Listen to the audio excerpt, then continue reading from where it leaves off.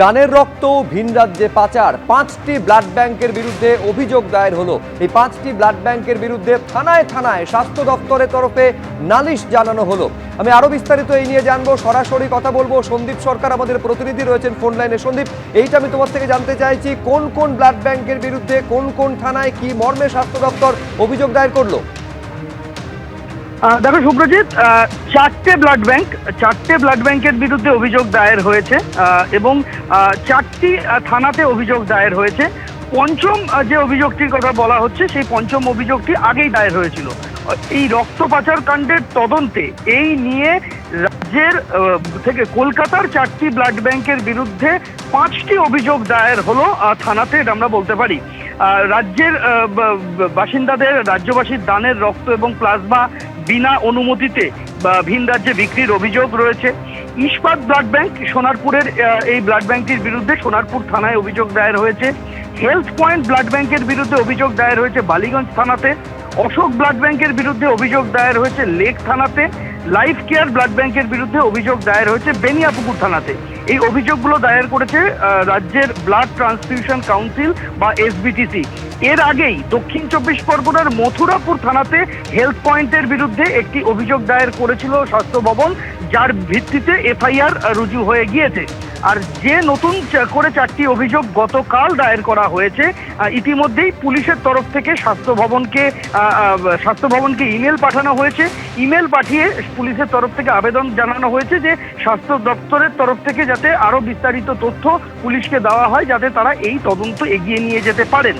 Health পয়েন্টের বিরুদ্ধে অভিযোগ হচ্ছে, ফেব্রুয়ারি থেকে এপ্রিল মাস চলতি বছরের 3 মাসে তারা 1,69,00,000 টাকার লোহিত রক্তকণিকা এবং 4,15,00,000 টাকার প্লাজমা ভিন রাজ্যে বিক্রি করেছেন স্বাস্থ্য ভবনকে না। এর বিরুদ্ধে ইস্পাত ব্লাড ব্যাংকের বিরুদ্ধে অভিযোগ হচ্ছে যে রক্তদান শিবির পাওয়ার জন্য ক্লাবগুলিকে মোটা টাকা বিলি করা হয়েছে। রক্ত এবং রক্তের উপাদান তারাও ভিন রাজ্যে বিক্রি করেছেন বলে এবং বাড়তি রক্ত আদায়ের জন্য রক্তদান শিবিরে নানান উপহার বিলি করেছেন তারা। এটা হচ্ছে ইস্পাত ব্লাড ব্যাংকের বিরুদ্ধে অভিযোগ। লাইফ কেয়ার ব্লাড ব্যাংকের বিরুদ্ধে অভিযোগ হচ্ছে একই, রাজ্য এবং কেন্দ্রীয় নিয়ামক সংস্থাকে অন্ধকারে রেখে অন্য রাজ্যে রক্ত এবং প্লাজমা বিক্রি এবং চিকিৎসক, নার্স, টেকনিক্যাল স্টাফ ছাড়া রক্তদান শিবির আয়োজন করার। আর অশোক ব্লাড ব্যাংক যোধপুর পার্কের, তাদের বিরুদ্ধে অভিযোগ হচ্ছে সংস্থাকে অন্ধকারে রেখে অন্য রাজ্যে রক্ত এবং প্লাজমা বাল্ক ট্রান্সফার করার। ধন্যবাদ সন্দীপ। পরের খবরে আসবো, কলকাতায় মিড ডে মিলের দায়িত্বে ইসকন, আলাদা করে ডিমের ব্যবস্থা করবে রাজ্য সরকার। আজ এই ঘোষণা করেছেন রাজ্যের মুখ্যমন্ত্রী। 1 আগস্ট থেকে কলকাতার স্কুলে মিড ডে মিলের দায়িত্বে ইসকন, পড়ুয়াদের জন্য আলাদা করে করা হবে ডিমের ব্যবস্থা। মিড ডে মিলে বৈষম্য দূর করেছে রাজ্য সরকার, জানাচ্ছেন রাজ্যের মুখ্যমন্ত্রী।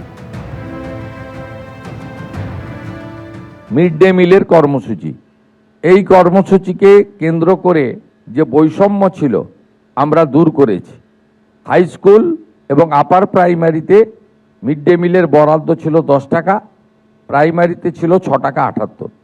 আমরা প্রাইমারির ক্ষেত্রে 10 টাকা করেছি। রাজ্য সরকার বাকি অর্থ প্রদান করবে এবং 1 আগস্ট থেকে এটা কার্যকর করা হবে। 1 আগস্টেই পাইলট প্রজেক্ট হিসেবে কলকাতার একটি বড় অংশে ইসকনের দ্বারা মিড ডে মিল বিতরণ হবে এবং ইসকন সাত্ত্বিক, শুদ্ধ, প্রোটিনযুক্ত খাওয়ার পরিবেশন করবেন। তার বাইরেও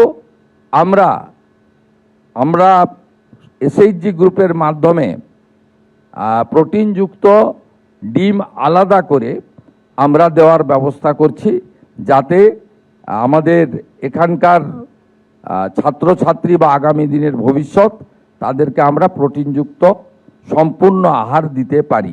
এবিপি আনন্দ, এগিয়ে থাকে, এগিয়ে রাখে।